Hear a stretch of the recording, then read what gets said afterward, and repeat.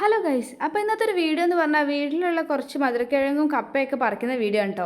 മധുരക്കിഴങ്ങിൽ ഒട്ടും കിഴങ്ങില്ല, ഒരു സാധനമായിട്ടോ കിട്ടിയിട്ടുള്ളത്. അപ്പോൾ അതിൻ്റെ ഇടയ്ക്കുള്ള ചെടികളും പൂക്കളും ജസ്റ്റ് തലയിടാണ്. ഇതാട്ടോ മധുരക്കിഴങ്ങിൻ്റെ ഇല.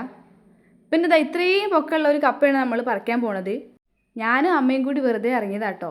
കാരണം എല്ലാ സൺഡേ ഞങ്ങൾക്ക് എന്തെങ്കിലുമൊക്കെ ചെറിയ ചെറിയ പരിപാടി ഉണ്ടാവും. അമ്മയാണ് പറിക്കുന്നത്, ഞാൻ വീഡിയോ എടുക്കണോണ്ട്.